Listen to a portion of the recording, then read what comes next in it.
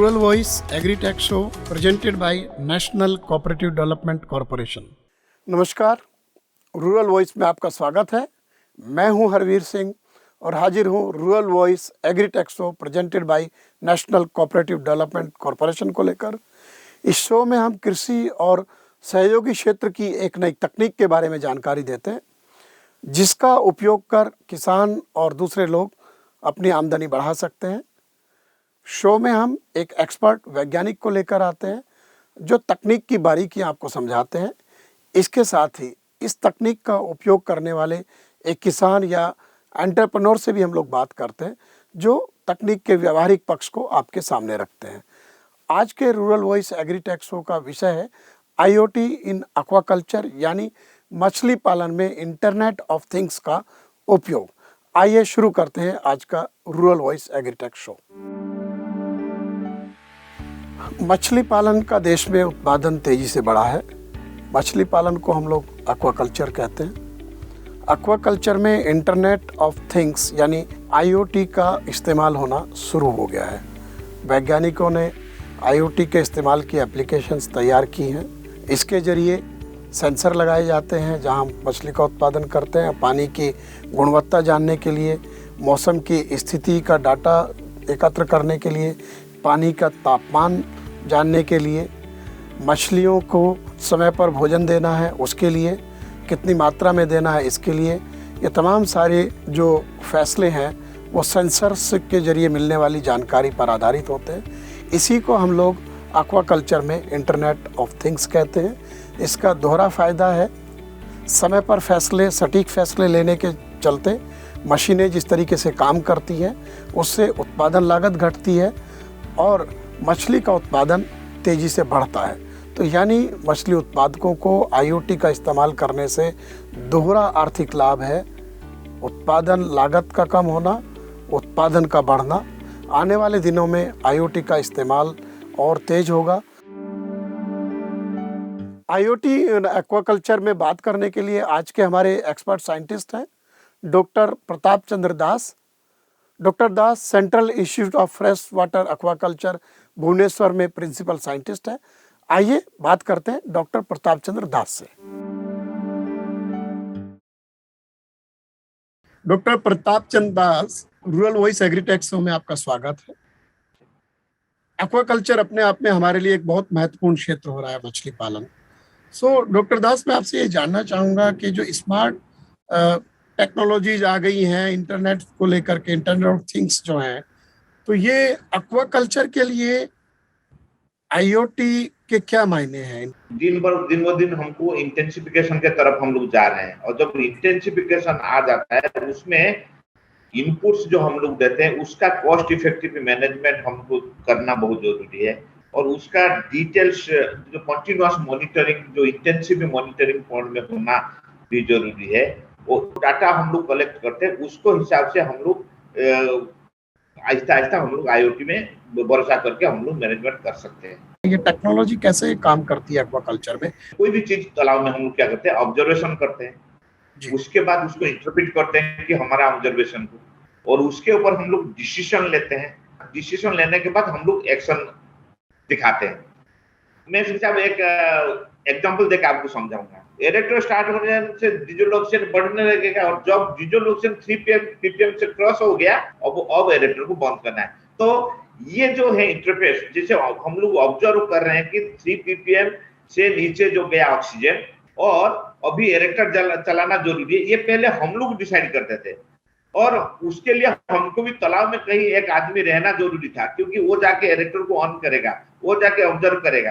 लेकिन अभी क्या होता है, वो सब मशीन लर्निंग में हम लोग कर रहे हैं और मशीन के ऊपर भरोसा करके कर रहे हैं। मैं यहाँ मेरा लैबोरेटरी में बैठ के मुझे पता चल जाएगा कि मेरा तालाब में डीजल ऑक्सीजन 3 ppm से नीचे हो गया और मेरा अभी कम्युनिकेशन ऑलरेडी हो गया एरेक्टर को और एरेक्टर मेरा चल रहा है। तो ये जो कनेक्शन ऑफ द थिंग्स, इसको हम लोग प्रिसाइजली कह सकते हैं कि इंटरनेट ऑफ थिंग्स। बाकी जो मछली पालन के जो दूसरी जो जरूरतें हैं जो एक्वाकल्चर में, आईओटी उनमें बाकी में किस तरीके से काम करता है? एक्वाकल्चर में 3 मेन कंपोनेंट होता है। एक होता है सीड, एक होता है फीड और एक होता है pond management. Pond environment management जैसे हो गया कि मान लीजिए कि हमारा डिजोलुशन हो गया, पीएच हो गया, जो टेम्परेचर हो गया, ये सारे चीज को हम लोग जो सेंस करते हैं, हम लोग ऐसे जाके दिन में एक बार या 2 बार सैंपलिंग करते हैं। लेकिन हम लोग अगर एक ऑनलाइन मॉनिटरिंग सिस्टम तालाब में हम लोग रख लेते हैं, तो मुझे टोटल दिन का पूरा दिन भर का जो उसका जो फ्लक्चुएशन हमको पता चल जाएगा। ऑक्सीजन लेवल किस तरीके से आईओटी के एडवांटेज है डिसीजन मेकिंग में, तो इसका कितना फायदा अगर हम देखें आर्थिक रूप से बेहतर उत्पादन में और लागत कम करने में आईओटी के इस्तेमाल से किसान को हो सकता है।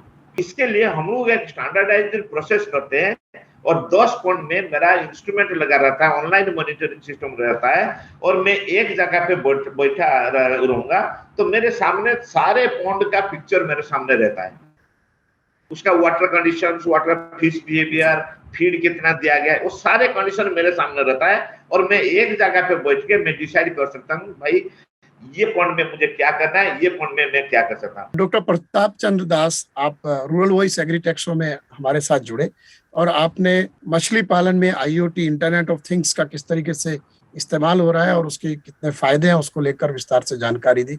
आपका बहुत बहुत शुक्रिया।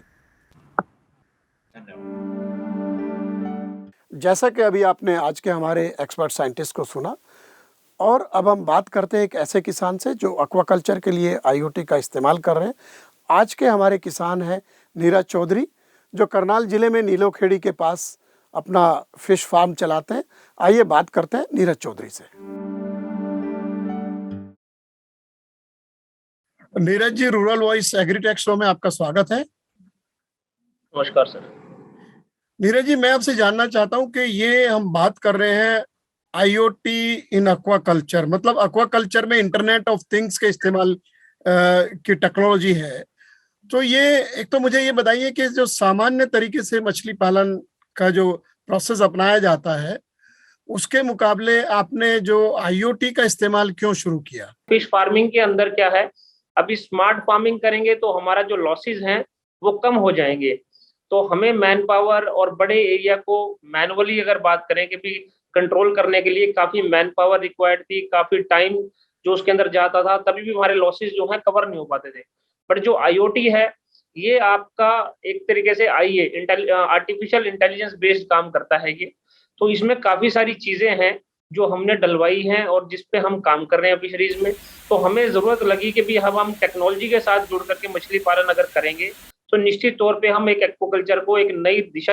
तो ये इफेक्टिवली आप काम कैसे करता है, अगर आप मुझे समझाना चाहें तो इसको। मेनली हमारे 5 किस्म के पैरामीटर हैं जिसमें हमारा टेम्परेचर रेंज आता है, पीएच आता है, अमोनिया आता है, नाइट्रेट और डिसॉल्व्ड ऑक्सीजन डीओ लेवल। तो ये 5 तरीके के जो पैरामीटर हैं मछली के लिए बहुत महत्वपूर्ण है। किसी भी किसान को अगर नुकसान से बचना है तो उसे निश्चित तौर पे रोजाना अपने पॉन्ड की डीओ लेवल चेक करनी होती है, पीएच चेक करना होता है, अमोनिया चेक करना होता है, नाइट्रेट और नाइट्राइट। तो हमने जो इक्विपमेंट डिजाइन कराया है उसके अंदर हमने 5 किस्म के सेंसर्स लगाए हुए हैं जो हर आधे घंटे में आपको फोन पे एक एसएमएस अलर्ट देता है कि आपके पानी का तापमान इतना हो गया, आपका डिसॉल्व्ड ऑक्सीजन लेवल इतना है, आपका वाटर का नाइट्रेट इतना है, अमोनिया इतना है। तो उससे क्या होता है कि भी आपको ये आधा घंटा में अगर रीडिंग मिल रही है किसान को, मछली कभी भी है एकदम से नहीं मरती या एकदम से मछली की मोर्टेलिटी नहीं होती।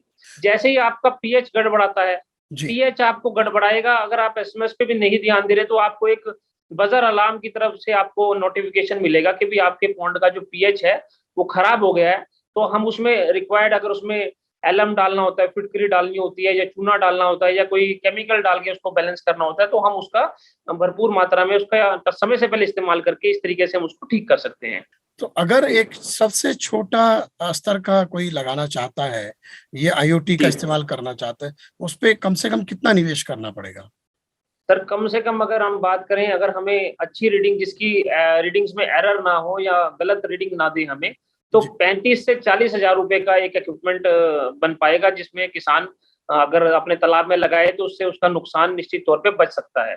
इसके लिए जो इंटरनेट ऑफ थिंग्स का जो इस्तेमाल है और न्यूनतम निवेश से शुरू कर सकते हैं, उसके लिए कोई खास तालाब चाहिए या सभी तरीके के जो सामान्य मछली पालन के लिए तालाब और जो सीमेंटेड पॉन्ड या बाकी भी इस्तेमाल होते हैं उन सब में इसका इस्तेमाल हो सकता है?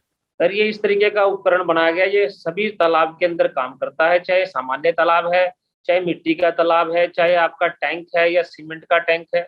बशर्ते हमें ये ध्यान रखना होता है कि भई हमें इसके साथ छेड़छाड़ नहीं करनी, जी। कि भई आपका कोई पशु उसके अंदर घुस गया, उसको नुकसान पहुँचा रहा है, वैसे ये हर जगह पे काम करेगा। बाकी किसानों को आप क्या संदेश देना चाहेंगे? मैं बाकी किसानों को यही संदेश देना चाहूँगा कि जब आप तालाब अपना निर्माण करें, तो उसमें आप अपनी इनपुट कॉस्ट में इस तरीके के उपकरण जो हैं उनको जोड़ करके चलें।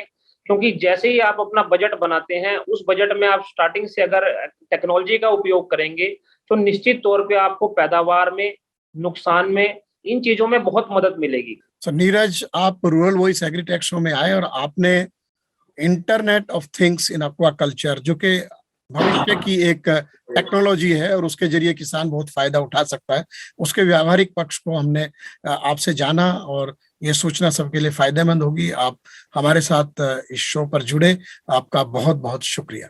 धन्यवाद सर। उम्मीद है रूरल वॉइस एग्रीटेक शो का यह एपिसोड आपको पसंद आया होगा, जिसमें हमने IoT इन एक्वाकल्चर के बारे में आपको जानकारी दी। हम फिर हाजिर होंगे कृषि से जुड़ी एक नई तकनीक को लेकर, जिसमें हम आपको समझाएंगे कि वो तकनीक आपके लिए किस तरह से फ़ायदेमंद है। तब तक के लिए नमस्कार। आप हमारे ईमेल और सोशल मीडिया हैंडल्स के जरिए हमसे जुड़ सकते हैं। यूट्यूब पर आप हमारे चैनल रूरल वॉइस इनको ज़रूर सब्सक्राइब करें। शो के बारे में जानकारी के लिए हमारे social media handles YouTube, Facebook, Twitter, Instagram और लिंक्डइन के माध्यम से आप जानकारी हासिल कर सकते हैं। नमस्कार।